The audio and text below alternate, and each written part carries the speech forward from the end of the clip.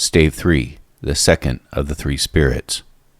Awaking in the middle of a prodigiously tough snore, and sitting up in bed to get his thoughts together, Scrooge had no occasion to be told that the bell again was upon the stroke of 1. He felt that he was restored to consciousness in the right nick of time, for the special purpose of holding a conference with a second messenger dispatched to him through Jacob Marley's intervention.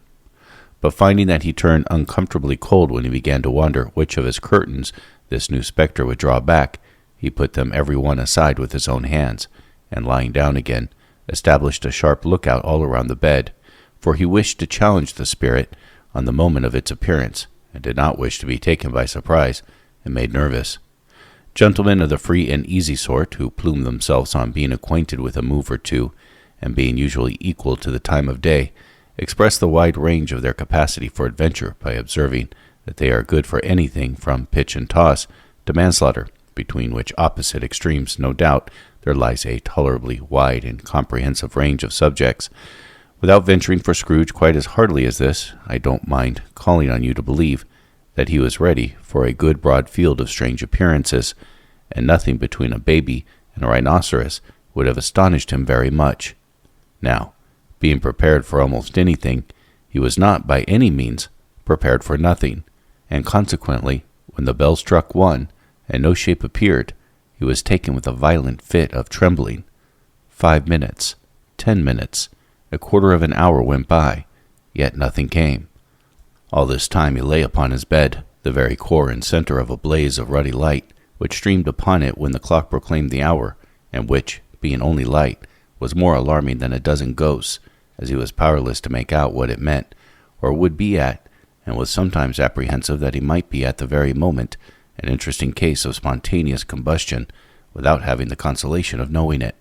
At last, however, he began to think, as you or I would have thought at first, for it is always the person not in the predicament who knows what ought to have been done in it, and would unquestionably have done it too. At last, I say, he began to think that the source and secret of this ghostly light might be in the adjoining room, from whence, on further tracing it, it seemed to shine. This idea taking full possession of his mind, he got up softly and shuffled in his slippers to the door. The moment Scrooge's hand was on the lock, a strange voice called him by his name and bade him to enter. He obeyed. It was his own room, there was no doubt about that, but had undergone a surprising transformation.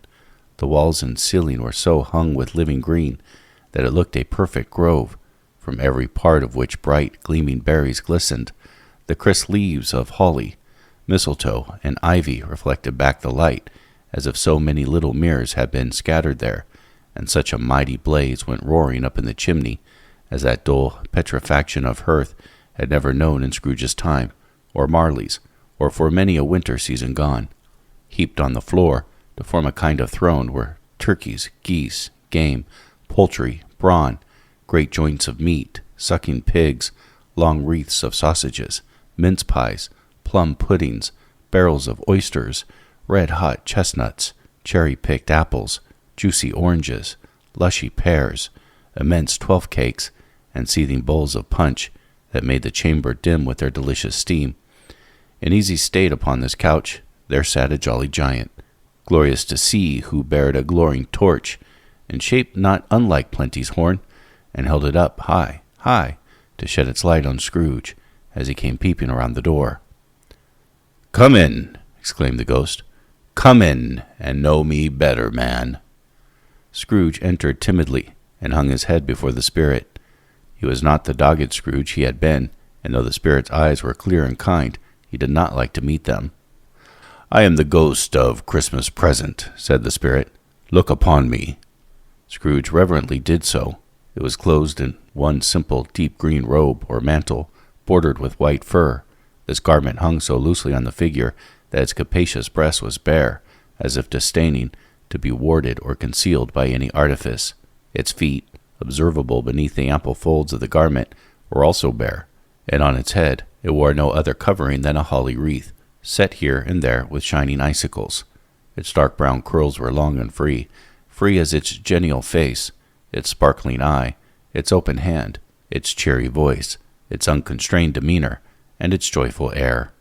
Girded around its middle was an antique scabbard, but no sword was in it, and the ancient sheath was eaten up with rust. "You have never seen the like of me before," exclaimed the spirit.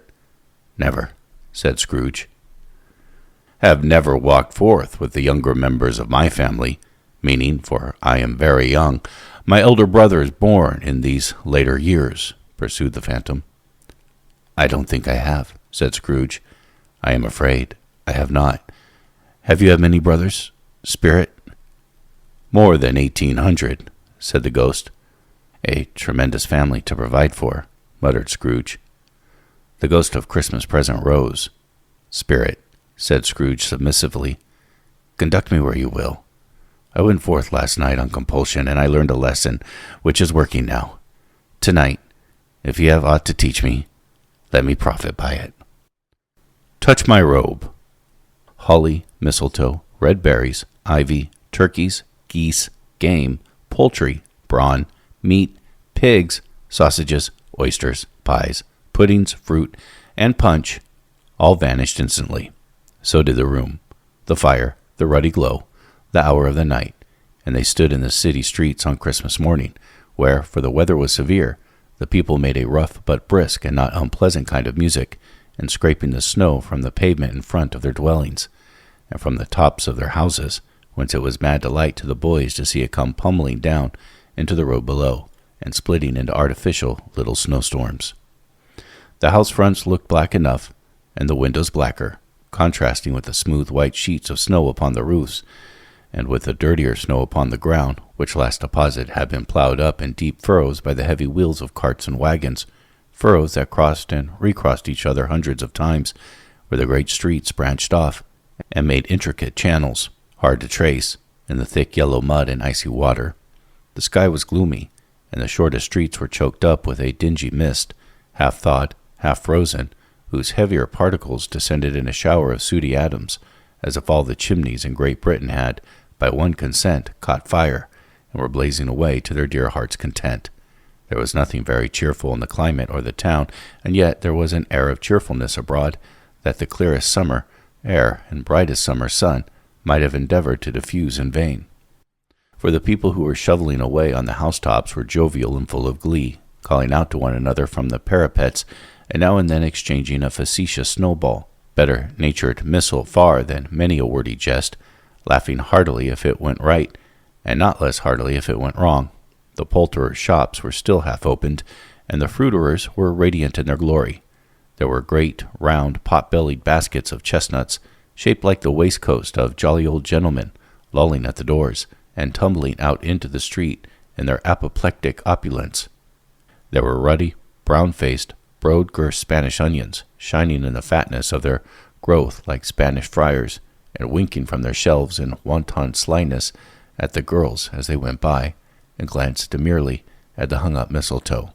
There were pears and apples, clustered high in blooming pyramids.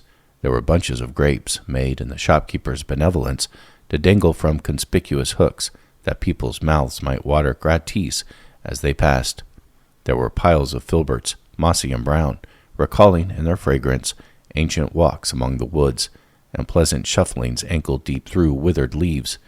There were Norfolk biffins, squab and swarthy, setting off of the yellow and oranges and lemons, and in the great compactness of their juicy persons, urgently entreating and beseeching to be carried home in paper bags and eaten after dinner. The very gold and silver fish set forth among the choice fruits in a bowl, though the members of a dull and stagnant-blooded race appeared to know that there was something going on, and, to a fish, went gasping round and round their little world in slow and passionless excitement. The grocers, the grocers, nearly closed, with perhaps 2 shutters down or 1, but through those gaps such glimpses. It was not alone that the scales descended on the counter made a merry sound, or that the twine and roller parted company so briskly, or that the canisters were rattled up and down like juggling tricks, or even that the blended scents of tea and coffee were so grateful to the nose, or even that the raisins were so plentiful and rare, the almonds so extremely white, the sticks of cinnamon so long and straight, the other spices so delicious, the candied fruit so caked and spotted with molten sugar, as to make the coldest looker-ons feel faint, and subsequently bilious. Nor was it that the figs were moist and pulpy, or that the French plums blushed in modest tartness from their highly decorated boxes, or that everything was good to eat and in its Christmas dress, but the customers were all so hurried and so eager in the hopeful promise of the day that they tumbled up against each other at the door, crashing their wicker baskets wildly, and left their purchases upon the counter, and came running back to fetch them, and committed hundreds of the like mistakes in the best humor possible, while the grocer and his people were so frank and fresh that the polished hearts with which they fastened upon their aprons behind might have been their own, worn outside for general inspection, and for Christmas daws to peck at, if they chose. But soon the steeples called good people all to the church and chapel, and away they came, flocking through the streets in their best clothes, and with their gayest faces, and at the same time there emerged from scores of by-streets, lanes, and nameless turnings, innumerable people, carrying their dinners to the baker's shop. The sight of these poor revelers appeared to interest the spirit very much, for he stood, with Scrooge beside him, in a baker's doorway, and, taking off the covers as their bearers passed, sprinkled incense on their dinners from his torch. And it was a very uncommon kind of torch, for once or twice when there were angry words between some dinner-carriers who had jostled each other, he shed a few drops of water on them from it, and their good humor was restored directly, for they said it was a shame to quarrel upon Christmas Day, and so it was. God love it, so it was. In time the bells ceased, and the bakers were shut up, and yet there was a genial shadowing forth of all these dinners, and the progress of their cooking, and the thawed blotch of wet above each baker's oven, where the pavement smoked as if its stones were cooking too. "Is there a peculiar flavor in what you sprinkle from your torch?" asked Scrooge. "There is. My own." "Would it apply to any kind of dinner on this day?" asked Scrooge. "To any kindly given. To a poor one most." "Why to a poor one most?" asked Scrooge. "Because it needs it most." "Spirit," said Scrooge, after a moment's thought, "I wonder you, of all beings in many worlds about us, should desire to cramp these people's opportunities of innocent enjoyment." "I?" cried the spirit. "You would deprive them of their means of dining every seventh day, often the only day on which they can be said to dine at all," said Scrooge, "wouldn't you?" "I?" cried the spirit. "You seek to close these places on the seventh day," said Scrooge, "and it comes to the same thing." "I seek?" exclaimed the spirit. "Forgive me if I am wrong. It has been done in your name, or at least in that of your family," said Scrooge.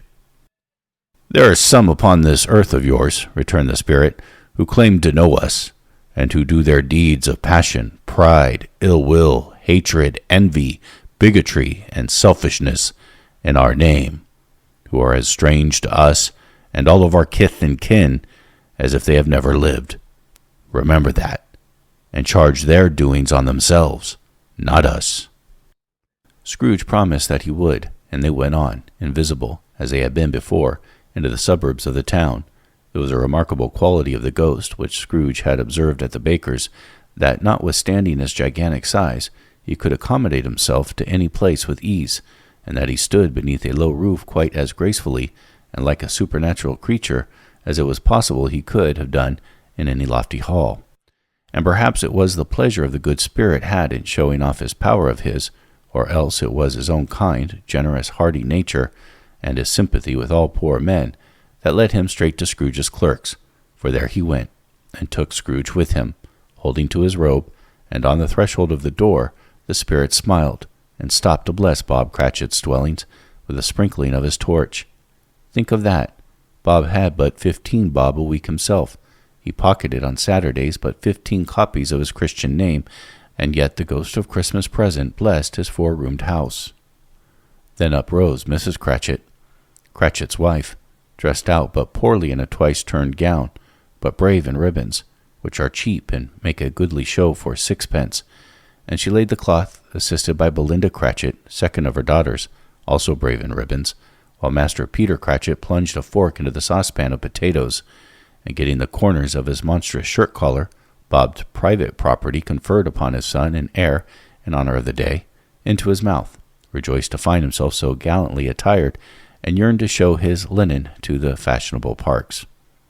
And now 2 smaller Cratchits, boy and girl, came tearing in, screaming that outside the baker's they had smelled the goose, and known it for their own, and basking in luxurious thoughts of sage and onion, these young Cratchits danced about the table and exalted Master Peter Cratchit to the skies, while he, not proud, although his collars nearly choked him, blew the fire out, until the slow potatoes, bubbling up, knocked loudly at the saucepan lid to be let out and peeled.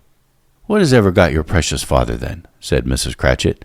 "And your brother, Tiny Tim, and Martha weren't as late last Christmas Day by half an hour." "Here's Martha, mother," said a girl, appearing as she spoke. "Here's Martha, mother," cried the two young Cratchits. "Hooray! There's such a goose, Martha." "Why, bless your heart alive, my dear, how late you are," said Mrs. Cratchit, kissing her a dozen times and taking off her shawl and bonnet.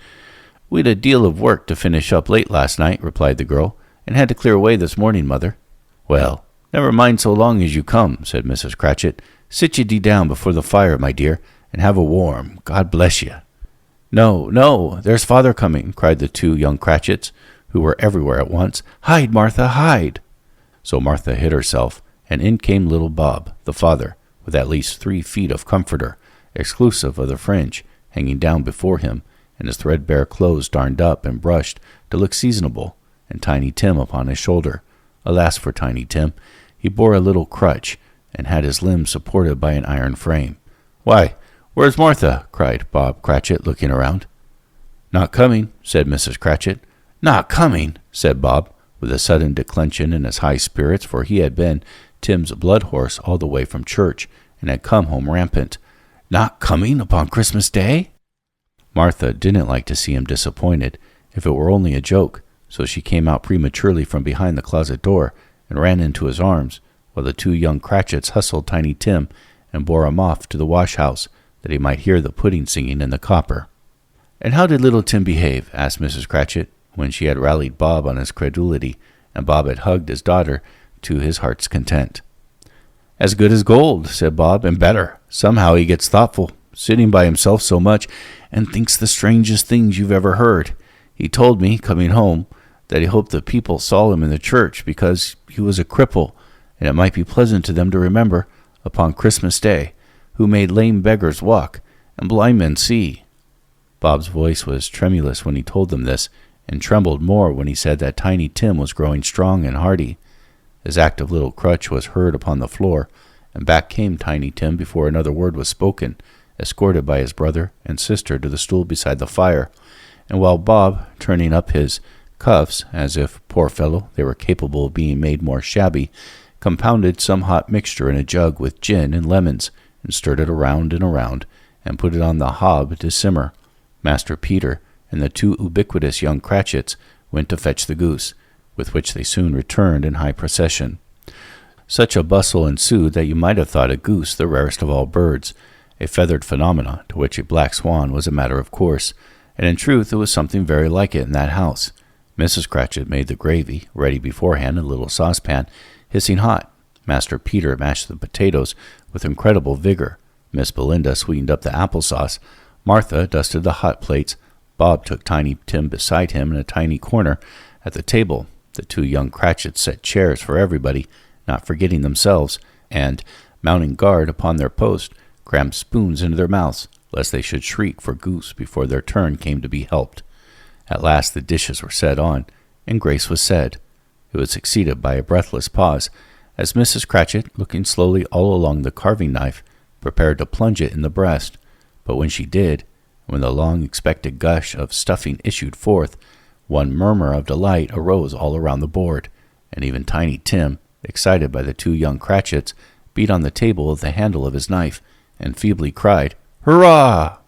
There never was such a goose. Bob said he didn't believe there ever was such a goose cooked. Its tenderness and flavor, size and cheapness, were the theme of universal admiration. Eked out by applesauce and mashed potatoes, it was a sufficient dinner for the whole family. Indeed, as Mrs. Cratchit said with great delight, surveying one small atom of a bone upon the dish, they hadn't ate it all at last, yet every one had enough, and the youngest Cratchits in particular were steeped in sage and onion to the eyebrows. But now, the plates being changed by Miss Belinda, Mrs. Cratchit left the room alone, too nervous to bear witness, to take the pudding up and bring it in.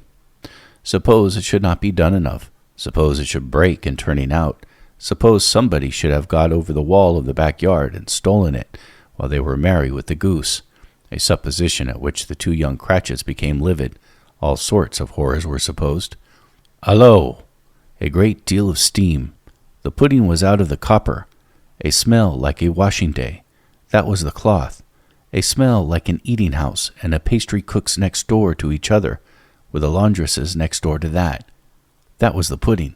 In a half-minute Mrs. Cratchit entered, flushed but smiling proudly, with a pudding like a speckled cannon ball, so hard and firm, blazing in half a quartern of ignited brandy and bednight, with Christmas holly stuck onto the top. "Oh, what a wonderful pudding," Bob Cratchit said, and calmly, too, that he regarded it as the greatest success achieved by Mrs. Cratchit since their marriage. Mrs. Cratchit said that, now the weight was off of her mind, she would confess she had her doubts about the quantity of flour. Everybody had something to say about it, but nobody said or thought it was at all a small pudding for a large family. It would have been flat hearsay to do so. Any Cratchit would have blushed to hint at such a thing. At last the dinner was all done. The cloth was cleared, the hearth swept, and the fire made. The compound in the jug being tasted, and considered perfect, apples and oranges were put upon the table, and a shovelful of chestnuts on the fire. Then all the Cratchit family drew around the hearth in what Bob Cratchit called a circle, meaning half a one, and at Bob Cratchit's elbow stood the family display of glass, 2 tumblers and a custard cup without a handle. These held the hot stuff from the jug, however, as well as golden goblets would have done, and Bob served it out with beaming looks, while the chestnuts on the fire sputtered and cracked noisily. Then Bob proposed, "A Merry Christmas to us all, my dears. God bless us," which all the family re-echoed. "God bless us, every one," said Tiny Tim, the last of all. He sat very close to his father's side, upon his little stool. Bob held his withered little hand in his, as if he loved the child, and wished to keep him by his side, and dreaded that he might be taken from him. "Spirit," said Scrooge, with an interest that he had never felt before, "tell me if Tiny Tim will live." "I see a vacant seat," replied the ghost, "in the poor chimney corner, and a crutch without an owner, carefully preserved. If these shadows remain unaltered by the future, the child will die." "No, no," said Scrooge. "Oh, no, kind spirit, say he'll be spared." "If these shadows remain unaltered by the future, none other of my race," returned the ghost, "will find him here. What then? If he be like to die, he had better do it, and decrease the population." Scrooge hung his head to hear his own words quoted by the spirit, and he was overcome with penitence and grief. "Man," said the ghost, "if man you be in heart, not adamant, forbear that wicked cant until you have discovered what the surplus is, and where it is. Will you decide what men shall live, what men shall die? It may be that in the sight of heaven you are no more worthless and less fit to live than millions like this poor man's child. O God, to hear the insect on the leaf pronouncing on the too much life among his hungry brothers in the dust." Scrooge bent before the ghost's rebuke, and, trembling, cast his eyes upon the ground, but he raised them speedily on hearing his own name. "Mr. Scrooge," said Bob, "I'll give you Mr. Scrooge, the founder of the feast." "The founder of the feast, indeed!" cried Mrs. Cratchit, reddening. "I wish I had him here. I'd give him a piece of my mind to feast upon, and I'd hope he'd have a good appetite for it." "My dear," said Bob, "the children, Christmas Day." "It should be Christmas Day, I am sure," she said, "on which one drinks the health of such an odious, stingy, hard, unfeeling man as Mr. Scrooge. You know he is, Robert. Nobody knows it better than you do, poor fellow." "My dear," was Bob's mild answer, "Christmas Day." "I'll drink to his health for your sake, and for the day's," said Mrs. Cratchit. "Not for his. Long life to him. A Merry Christmas and a Happy New Year. He'll be very merry and very happy, I have no doubt." The children drank the toast after her. It was the first of their proceedings which had no heartiness in it. Tiny Tim drank it last of all, but he didn't care 2 pence for it. Scrooge was the ogre of the family. The mention of his name cast a dark shadow on the party, which was not dispelled for full 5 minutes.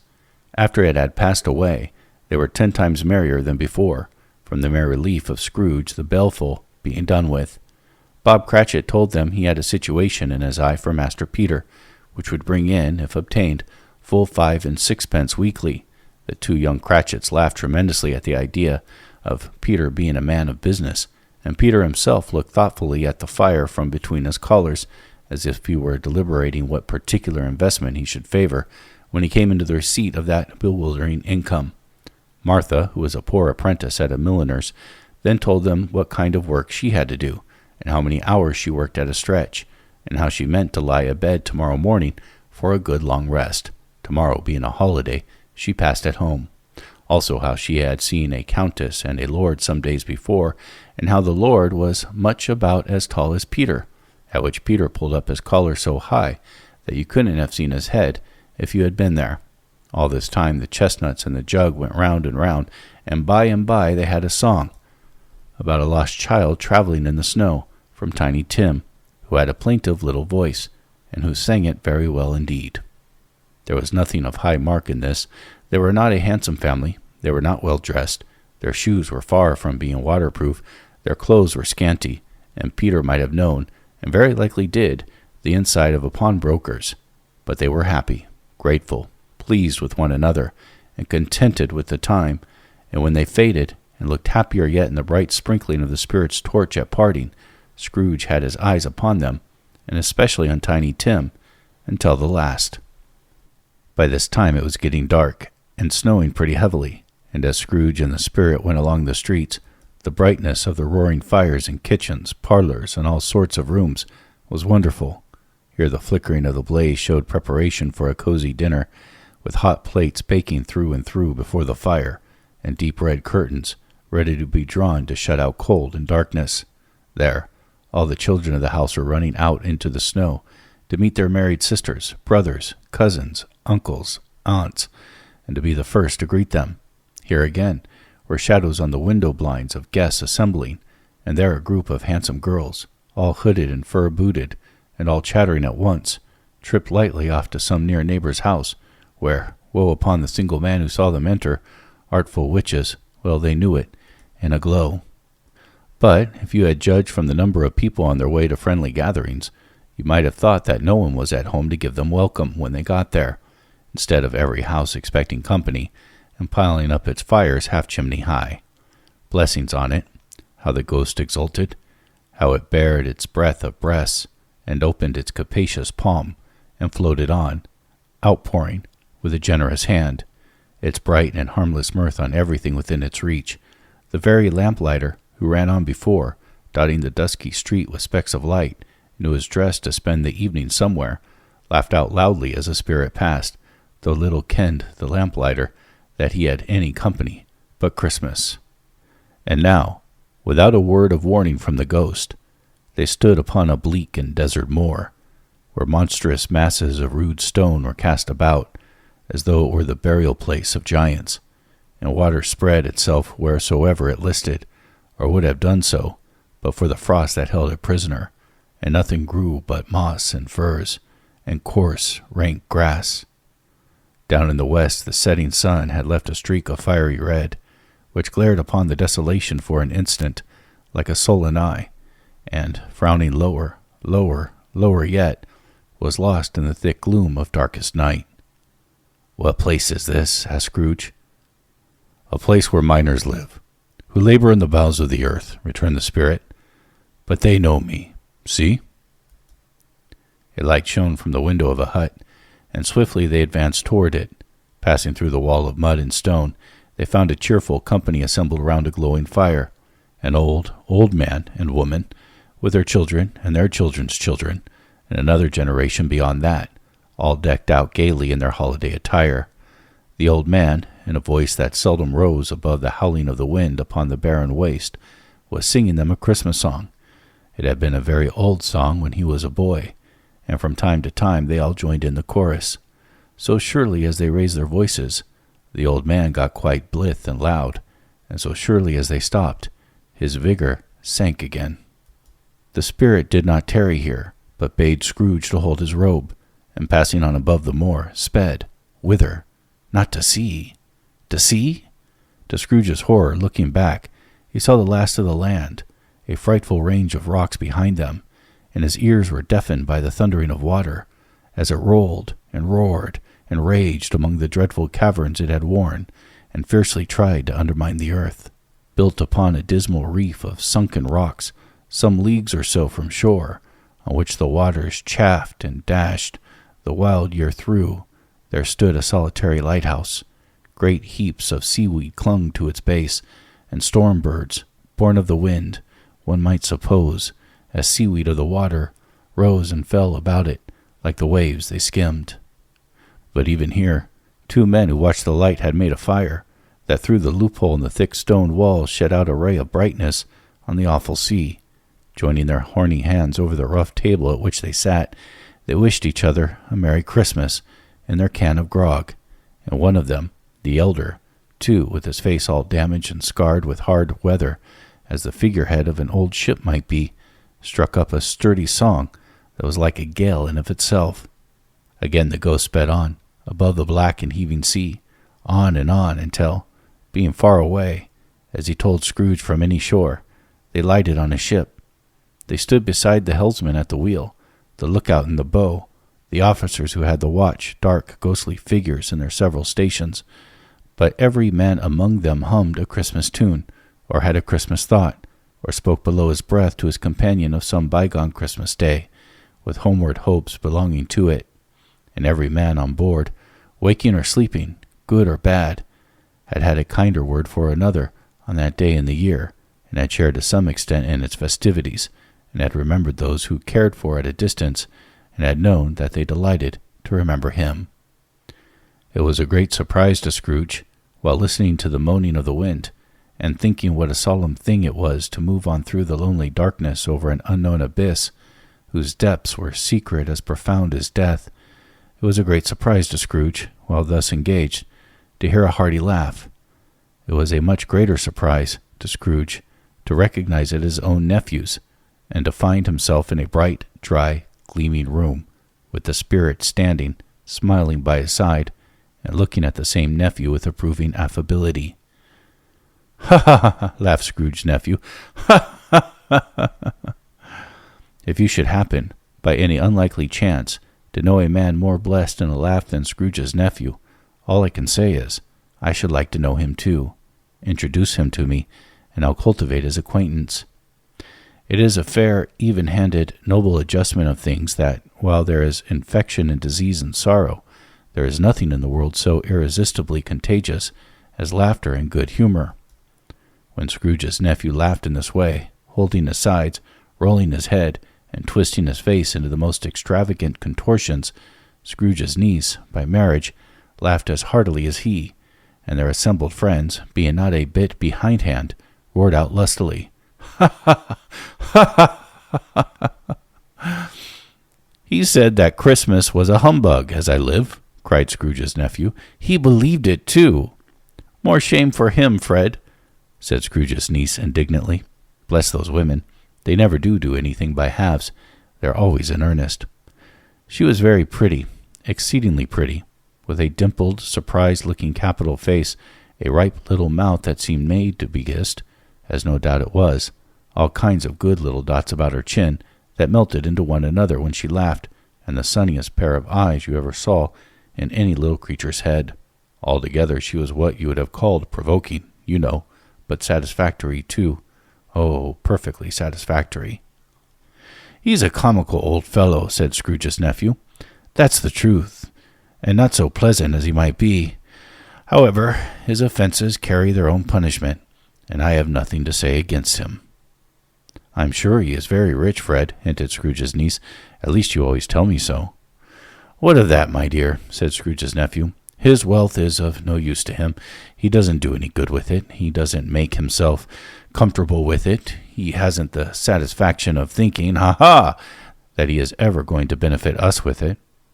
"I have no patience with him," observed Scrooge's niece. Scrooge's niece's sisters and all the other ladies expressed the same opinion. "Oh, I have," said Scrooge's nephew. "I am sorry for him. I couldn't be angry with him if I tried. who suffers by his ill whims? Himself, always. Here, he takes it into his head to dislike us, and he won't come and dine with us. What's the consequence? He doesn't lose much of a dinner." "Indeed, I think he loses a very good dinner," interrupted Scrooge's niece. Everybody else said the same, and because they just ate dinner, and with dessert upon the table, were clustered around the fire by lamplight. "Well, I'm very glad to hear it," said Scrooge's nephew, "because I haven't any great faith in these young housekeepers. What do you say, Topper?" Topper had clearly got his eyes upon one of Scrooge's niece's sisters, for he answered that a bachelor was a wretched outcast who had no right to express an opinion on the subject, whereat Scrooge's niece's sister, the plump one with the lace tucker, not the one with the roses, blushed. "Do go on, Fred," said Scrooge's niece, clapping her hands. "He never finishes what he begins to say. He's such a ridiculous fellow." Scrooge's nephew revelled in another laugh, and it was impossible to keep the infection off, though the plump sister tried hard to do it with aromatic vinegar. His example was unanimously followed. "I was only going to say," said Scrooge's nephew, "that the consequences of his taking a dislike to us and not making merry with us is, as I think, that he loses some pleasant moments, which could do him no harm. I am sure he loses pleasanter companions than he can find in his own thoughts, either in his mouldy old office or his dusty chambers. I mean to give him the same chance every year, whether he likes it or not, for I pity him. He may rail at Christmas till he dies, but he can't help thinking better of it. I defy him, if he finds me going there, in good temper, year after year, and saying, 'Uncle Scrooge, how are you?' if it only puts him in the vein to leave his poor clerk £50. That's something, and I think I shook him yesterday." It was their turn to laugh now, at the notion of his shaking Scrooge, but being thoroughly good-natured and not much caring what they laughed at, so that they laughed at any rate, he encouraged them in their merriment, and passed the bottle joyously. After tea, they had some music, for they were a musical family, and knew what they were about when they sung a glee or a catch. I can assure you, especially Topper, who could growl away in the bass like a good one, and never swell the large veins in his forehead, or get red in the face over it. Scrooge's niece played well upon the harp, and played, among other tunes, a simple little air, a mere nothing. You might learn to whistle it in 2 minutes, which had been familiar to the child who fetched Scrooge from the boarding school, as he had been reminded by the ghost of Christmas past. When the strain of music sounded, all the things that ghost had shown him came upon his mind. He softened more and more, and thought that if he could have listened to it often, years ago, he might have cultivated the kindness of life for his own happiness with his own hands, without resorting to the sexton's spade that buried Jacob Marley. But they didn't devote the whole evening to music. After a while they played at forfeits, for it is good to be a child sometimes, and never better than at Christmas, when its mighty founder was a child himself. Stop! There was first a game of blindman's buff. Of course there was, and I no more believe Topper was really blind than I believe he had eyes in his boots. My opinion is that it was a done thing between him and Scrooge's nephew, and that the ghost of Christmas present knew it. The way he went after that plump sister in the lace tucker was an outrage on the credulity of human nature, knocking down the fire irons, tumbling over the chairs, bumping up against the piano, smothering himself among the curtains. Wherever she went, there he went. He always knew where the plump sister was. He wouldn't catch anybody else. If you had fallen up against him, as some of them did, on purpose, he would have made a feign of endeavoring to seize you, which would have been an affront to your understanding, and would instantly have sidled off in the direction of the plump sister. She often cried out that it wasn't fair, and it really was not. But when at last he caught her, when, in spite of all of her silken rustlings and her rapid flutterings past him, he got her into a corner whence there was no escape, then his conduct was the most execrable, for his pretending not to know her, his pretending that it was necessary to touch her headdress, and further to assure himself of her identity by pressing a certain ring upon her finger, and a certain chain about her neck, was vile, monstrous. No doubt she told him her opinion of it, when another blind man being in office, they were so very confidential together, behind the curtains. Scrooge's niece was not one of the blind men's buff party, but was made comfortable with a large chair and a footstool in a snug corner, where the ghost and Scrooge were close behind her. But she joined in the forfeits, and loved her love to admiration with all the letters of the alphabet. Likewise at the game of how, when, and where. She was very great, and to the secret joy of Scrooge's nephew, beat her sisters hollow, though they were sharp girls too, as Topper could have told you. There might have been 20 people there, young and old, but they all played, and so did Scrooge, for, wholly forgetting, in the interest that he had in what was going on, that his voice made no sound in their ears. He sometimes came out with his guess quite loud, and very often guessed right, too, for the sharpest needle, best Whitechapel, warranted not to cut in the eye, was not sharper than Scrooge, blunt as he took it in his head to be. The ghost was greatly pleased to find him in this mood, and looked upon him with such favor that he begged like a boy to be allowed to stay until the guest departed. But this, the spirit said, could not be done. "Here is a new game," said Scrooge. "1 half-hour, spirit, only 1 half-hour." The game was called Yes and No, where Scrooge's nephew had to think of something, and the rest must find out what. He only answered to their questions yes or no, as the case was. The brisk fire of questioning to which he was exposed elicited from him that he was thinking of an animal, a live animal, rather a disagreeable animal, a savage animal, an animal that growled and grunted sometimes, and talked sometimes, and lived in London, and walked about the streets, and wasn't made a show of, and wasn't led by anybody, and didn't live in a menagerie, and was never killed in a market, and was not a horse, or an ass, or a cow, or a bull, or a tiger, or a dog, or a pig, or a cat, or a bear. At every fresh question that was put to him, this nephew burst into a fresh roar of laughter, and was so inexpressibly tickled that he was obliged to get up off the sofa and stamp. At last the plump sister, falling into a similar state, cried out, "I have found it out. I know what it is, Fred. I know what it is." "What is it?" cried Fred. "It's your Uncle Scrooge." Which it certainly was. Admiration was the universal sentiment, though some objected that the reply to "Is it a bear?" ought to have been yes, inasmuch as an answer in the negative was sufficient to have diverted their thoughts from Mr. Scrooge, supposing they had ever had any tendency that way. "He has given us plenty of merriment, I am sure," said Fred, "and it would be ungrateful not to drink his health. Here is a glass of mulled wine ready to our hand at the moment, and I say, Uncle Scrooge." "Well, Uncle Scrooge," they cried. "A Merry Christmas and a Happy New Year to the old man, whatever he is," said Scrooge's nephew. "He wouldn't take it from me, but may have it anyways. Uncle Scrooge."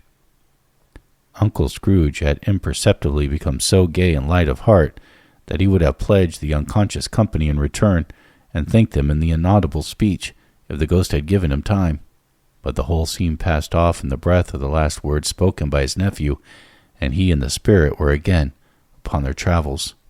Much they saw, and far they went, and many homes they visited, but always with a happy end. The spirit stood by sick beds, and they were cheerful, on foreign lands, and they were close at home, by struggling men, and they were patient in their greater hope, by poverty, and it was rich, in almshouse, hospital, and jail, and misery's every refuge, where vain man in his little brief authority had not made fast the door, and barred the spirit out, he left his blessing, and taught Scrooge his precepts. It was a long night, if it were only a night, but Scrooge had his doubts of this, because the Christmas holiday appeared to be condensed into the space of time they passed together. It was strange, too, that while Scrooge remained unaltered in his outward form, the ghost grew older, clearly older. Scrooge had observed this change, but never spoke of it until they left a children's 12th night party, when looking at the spirit, as they stood together in an open place, he noticed that its hair was so gray. "Are spirits' lives so short?" asked Scrooge. "My life upon the globe is very brief," replied the ghost. "It ends tonight." "Tonight?" cried Scrooge. "Tonight, at midnight. Hark, the time is drawing near." The chimes were ringing the 11:15 at that moment. "Forgive me if I'm not justified in what I ask," said Scrooge, looking intently at the spirit's robe, "but I see something strange, and not so belonging to yourself, protruding from your skirts. It is a foot, or a claw?"